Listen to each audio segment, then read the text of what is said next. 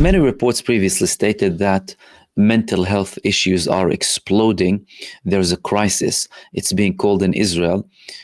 And Benjamin Netanyahu, it's as if he's living in denial. But that's not the worst thing out of the whole crisis that Israel is facing. The main problem is the fact that the Israeli army is calling up reservists with PTSD to serve in Gaza. And this report here in Haaretz, they said at least 2 have been killed. Now, I spoke about one of these cases several months back, but the thing now is that it's becoming a trend. Israel is struggling so heavily to bring people to fight in the genocide in Gaza that they're resorting to getting people who have PTSD on a regular basis. More and more reports and more recent reports, such as this one over here, they're recruiting soldiers with PTSD amid rising suicides as well. Many of them are committing suicide after they go to the Gaza Strip. You're talking about a country that is struggling heavily and is being targeted constantly by the Palestinian resistance. And there are many suspicious moves happening too, especially in relation to the female combatants that Israel wants to send to the Gaza Strip. For example, this report here in Haaretz said that the IDF suspended a training program for female combat soldiers due to combat fitness requirements. Now, the official excuse is that the decision followed an Israeli military assessment that women would not be able to handle the burden of combat roles, that it would pose a health risk despite claims that professionally female soldiers perform equally to male combatants. This is, of course, the official claim coming from the Israeli army, but there might be another reason for that. Number one, females in Israel are more likely to get an exemption from serving in the Israeli army. Many females say that they have a mental health issue, or, for example, they're against the concept of war altogether, ask for exemptions for many reasons, and more people have been asking for exemption in the past year and a half. Now, the levels and the numbers are sky high. So Israel could be doing that to try and hide the fact that they almost have no women whatsoever trying to go there by saying that we're suspending the training program. It's because you have no one. It's because over 50% of the population, some reports 70% said, of those who are at serving age or can serve in the Israeli army refuse to serve. But Israel and the Israeli army, of course, they would want to sugarcoat it and portray it in another way, saying that we're suspending the training program. It sounds better than we no longer have any women willing to fight whatsoever, alongside the men who are constantly asking for more exemptions, and many of them fleeing, many of them completely running away, trying to go to other countries, asking for exemptions, and refusing outright to serve. Now, this crisis is expanding to the situation politically. The Haredi movement, or the Orthodox movements in the Israeli government, have given Benjamin Netanyahu an ultimatum to fix the issue in relation to the conscription. Benjamin Netanyahu is going ahead trying to force the Haredi community, or the Orthodox community, to go to the Israeli army. Otherwise, it would be a case of them being arrested. Now, these arrests would be considered by the leaders of the Haredi community in Israel as a red line, and to them, within hours, the government will collapse. Previously, they have given Benjamin Netanyahu and his government an ultimatum to get this issue sorted once and for all. The thing is, the ultimatum is today. The ultimatum was on Tuesday, and now this ultimatum has expired. And there are more suspicions that that's it. We're several hours away from the Netanyahu government collapsing. Is there something that the Netanyahu government can do to fix this issue? According to this report here, the ultimatum has expired. This is how the Haredim will act to bring down the coalition. Some people are certain that the Netanyahu government is about to collapse. The decision on the way, they said, after the deadline for agreements on the conscription law has passed, The ball moves to the spiritual leadership of the Haredi parties with heavy pressures from the Agudat Israel in the background to cut off support for the coalition. We're still in a phase of certain talks. There is the Ashkenazi line and the non-Ashkenazi line in the Haredi community or the Orthodox community in Israel. And there is also a letter that is supposed to be sent to them by one of the top Netanyahu aides to try and bridge the gap so that he can prevent a potential collapse of the Israeli government. However, it might be a tad too late. There were already operations trying or attempting to arrest some of these people from the Haredi and Orthodox communities, and the tone was already raised from a very long time ago. These people were saying, and their leaders were saying, that we want to completely withdraw from the government and it's going to be inevitable. Several figures previously threatened that they will leave Israel in massive numbers. You're talking about over 1.2 million people. If they leave Israel, that's a demographic catastrophe for Israel that's constantly looking to have a superiority, a Jewish supremacy inside of occupied Palestine. Then the problems, they're not only inside of Israel, they're also outside of Israel. So Canada was one of those countries that took action quite earlier on with Israel, especially in relation to the arms embargo. Although Canada had an excellent relationship with Israel, very close ties. However, things quickly started to spiral and get out of control. Despite the fact that Canada isn't in the top 3 or even 5 of the arms suppliers to Israel, this decision at the time was quite significant. But now there's something more dangerous happening, and in Israel they're panicking over it. So we have this report here in the Israeli Ynet: uproar in Canada, Israeli soldiers suspected of crimes against humanity. According to this report, escalation in relations. For the first time, the Canadian government is investigating the involvement of Canadian citizens in crimes against humanity allegedly committed during their service in the IDF in the war in Gaza. The authorities have not published anything about the investigation, which was opened in 2024 and has now been revealed to the local Toronto Star. Concern among the Israeli community: Canada is becoming more hostile every day. There are several things that are very interesting in this move coming from Canada. Firstly, you're talking about a move coming from the Canadian authorities. We're not talking about legal firms or certain movements that go against Israel and use the Canadian law, for example, to take certain actions, as the case is in multiple other countries. This is a Canadian government move. The fact that they've hidden this, and this has been ongoing since 2024, shows you that they actually want to take action.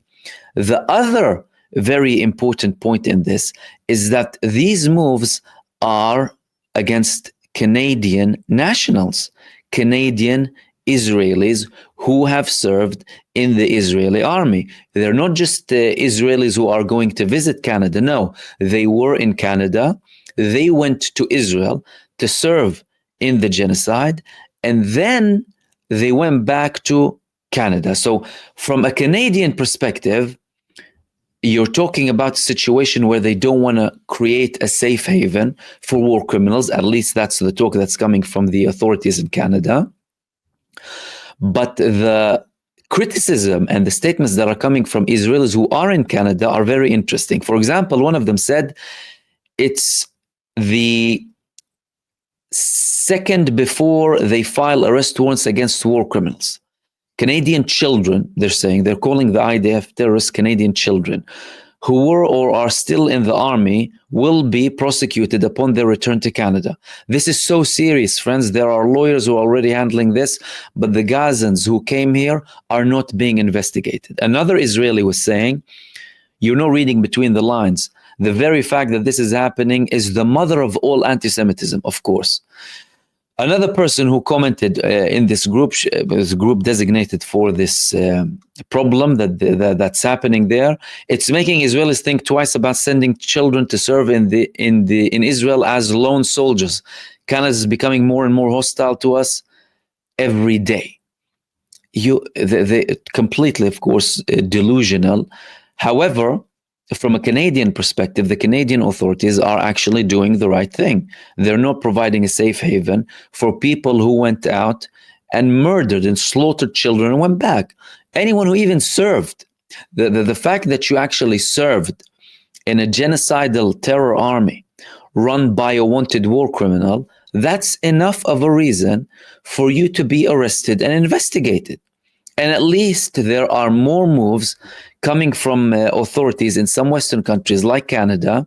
And these are very important because these moves create a deterrence against these war crimes, a deterrence against potential future war crimes. For example, the threat with sanctions that some of the European countries took, and the joint statement that happened between Britain, France, and Canada just a couple of weeks back. In Israel, they said it could be basically a death sentence to the state of Israel. It could be the elimination of the state of Israel, the destruction. The Israeli Foreign Minister Gideon Saar said. That shows you that these countries have a lot of leverage, they have a lot of power, and they have a lot of say. And they also have a lot of complicity too. Because if they know that any certain economic action or sanctions or legal action even, and we're still not talking about military intervention, by the way, because there have been massive millions of people, global social media campaigns calling for military intervention to stop the genocide. But even if we're not talking about that, we're just talking about the legal aspect and the economic aspect, the sanctions aspect, you can do a lot to prevent what's happening. Because again, the people in Gaza, they don't have time. Every minute, people die there. People get killed, slaughtered in this genocide. So the more time goes by without action, the more people get killed. The people have no time to wait. And any country that has any sort of authority, any sort of power to make a move must make a move. And even if these moves begin slowly and then they start to pick up the pace, it's not a problem, but start making a move. And the last thing that I wanted to talk to you about is this girl here, Greta Thunberg. Greta Thunberg has been a global hero when she was calling for, things to do with climate change and saving the planet. Everywhere in the United Nations, global networks speaking to the girl, a hero, all of that. The moment she started to talk about Gaza, all of a sudden she became this little devil child. What happened? So if you talk about saving plants, fine, saving people, no, that's not okay. Anyway, the girl is going on a flotilla to break the siege in Gaza, taking a risk. Israel targeted a ship, the flotilla ship in Malta several weeks back. They targeted the previous flotilla back in 2009. Many were killed too. But now she is saying that, no, we need to take this action. Even if there's a risk, we need to go in this flotilla and try and help as much as possible. The moment that that declaration is made, what happens? Pro-Israel figures threaten to kill Greta Thunberg over Gaza. Yeah, you heard that right. Kill the girl. A little girl trying to do good for humanity, trying to say stop genocide, stop killing people. It's very, very basic. I mean, there's nothing wrong with that. It's actually quite honorable. It's the normal thing that any human being would do. Anyway, Lindsey Graham, hope Greta and her friends can swim. Lindsey Graham. Have any of you heard about the case of him with that male prostitute case? What happened with that? He's still talking. Will Chamberlain. Greta's on her way to Gaza. The Israelis could do the funniest thing. Look at these people. They're basically they're calling for Israel to take action. Arsen Ostrovsky. Oh, look, the little jihadi Greta Thunberg. The jihadi Greta Thunberg is trying to get into Gaza to show solidarity with the Hamas. Of course. It would be so sad if something were to happen to her flotilla. These people are outright calling for Israel. This is an indirect call to kill the girl. Ladies and gentlemen, they're probably preparing the public opinion that something might happen so that people can take it easy. You know how these people operate. They're out of their minds. Only because she's taking action to save the people of Gaza. What kind of world do we live in? And again, she was a hero. She was amazing. But when she started to talk about Gaza, everything flipped. And the final interesting thing that I wanted to talk to you about is, guys, none other than Matthew Miller. Matthew Miller, the former spokesperson of the United States State Department. Man was out there day and night, speaking so much. All of a sudden, he has no doubt that Israel is committing war crimes in Gaza. So let's have a look at what he said now and what he used to say before. I think it is without a doubt true that Israel has committed war crimes. You wouldn't have said that at the podium. Yeah, look at bureaus that look at facts, apply them to. So man doesn't have a doubt that Israel committed war. He's still shy. Still didn't say that they committed genocide, but he's definite that they committed war crimes. Now let's listen to what he had to say before. To international law and make assessments. Those assessments are ongoing, and we have not yet at this time concluded that Israel has violated international humanitarian law, but we have ongoing assessments across a number of different fronts. So all these organizations are just wrong? They just see the law differently? I'm telling you that we have ongoing assessments, and we have not yet reached that conclusion. Failed to implement all of the things that we recommend in that letter. Now, that said, we are not at the end of the 30-day period, Okay, and we so are in cover. Not ready to give them it's not the end. It's not the end of the semester.